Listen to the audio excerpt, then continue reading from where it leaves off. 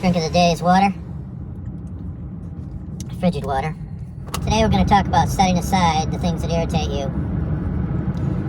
You basically sort of forget about them. Communicate to God and let Him work on your behalf. Pick one small thing that irritates you and communicate to God and let Him work on that on your behalf. Do that one thing and see what happens. Today we're going to talk about setting aside things that bother you. Let it go. Forget about it. But you're going to pick one thing that irritates you the most, communicate it to God, and let Him work on your behalf. Hand it over and see what happens. Communicate throughout the day. Believe me, your faith will build. You know, God talks about sowing the seed. God loves a cheerful giver. Read 2 Corinthian 9 to understand all about that. You got to dive in. So you give a little bit and your faith increases. God will multiply your ability to give. And many times in the Bible you hear about 70 times 7. When you're asking questions and losing faith, and He's telling you should try more than 7-fold, or more than 7 times, 70 times 7. In layman's terms, that's 490. So there shouldn't be any complaining until you try at least 500 times. To make it in life, help other people, have God see that He's in your life. Back in the day, I wrestled for 3 years. It wasn't enough. I didn't understand that, a few times I practice a move every day, and each practice would be enough. It's not enough. 70 times 7. 500 minimum. That's to give you the basic understanding that to get the good things in life and to help people takes a lot of work. So you do your 500 times and then you start winning wrestling matches, or you're being successful in life. The other coaches on the other team, opposing team, are going to be scouting you out and training their people to defend and use opposing offensive moves to knock you down.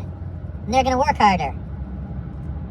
You got to make sure you have a few hidden moves in the hopper that you've been working on to defend and offensively move in your purpose to be effective. Basically, this whole experiment is to prove that we're all one entity. We have to start acting like that. Loving one another. Giving up of your skills to another. You know what to do. You've seen it all before. You just haven't acted yet. So today, the ankle's feeling a little better, but there's going to be no treadmill today. Just the little things to keep things moving today. So what little things are you going to do and forget about and set aside? Let God handle a few. Quit being miserable. And are you up yet? So now that you've set aside the irritation and the boredom of life, you got to start helping yourself. I mean, to have the gall to have somebody hold your hand and take care of you 24/7, that's not how it's supposed to be. You're supposed to be able to solve your own problems. And when you're done doing that, the extra solving is meant to help other people. So now that we got that out of the way, when you're done crying about your situation, we all have problems to deal with. When we need help, we need to ask for help. There's only one person that can handle that properly, that knows exactly what you need when you need it. So on your end, start communicating, start putting in the work, and creating opportunities for God to come into your life, make things happen. But it's your job to care about other people, love other people, not judge their situation. It's up to them to figure it out that they don't need hand-holding. And they're not all that.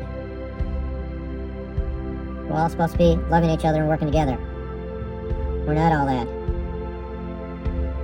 So what do you think? Comment below. Do you agree or disagree? Let's have a relationship. Alright, here we go. You know what to do. Sometimes we don't know where we're headed.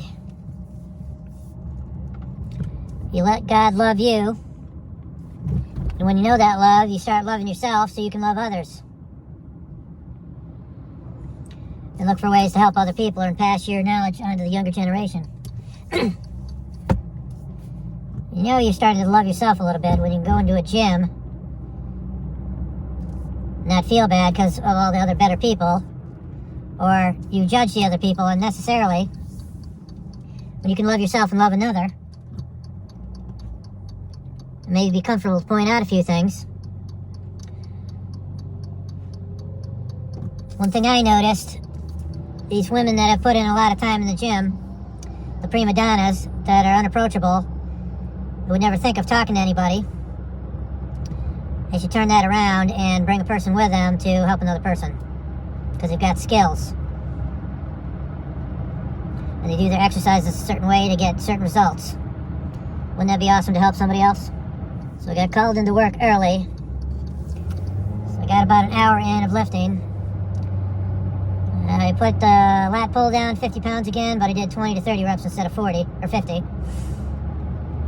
Still got a muscle in the middle of my back. I think I injured it going nuts the first 2 times.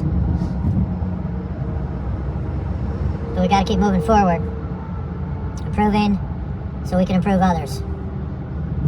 Simple fact, but you got to put yourself out there. So you end up loving yourself, you put yourself out there, and then people turn around and judge you. Isn't that the way? You give your whole life. Funny thing is, the more you put yourself out there, the more you're going to understand your purpose. Once you have an understanding, you know what you're good at, and that's fulfilling. So basically, we go from afraid of judgment to running towards being judged, because people don't fully understand yet their place in life, or the unnecessary feeling that they're so great in life. You gotta humble yourself so you can help other people sevenfold. Never mind 70 times 7. But the thinking is leaning towards socialism and communism. Having the government do everything for us. The government has done their part, believe me. It's not all under good circumstances, because if you dive in deep to these power-hungry politicians that are greedy and take money without putting in the work, or proper work for the money. I'm not saying this stuff to be judgmental. I'm saying this that the general population has to do things for themselves. And you gotta be naive to think that all the things that they're doing for us are for us. No, it's for the votes. Letting people across the border is a Hail Mary pass for votes.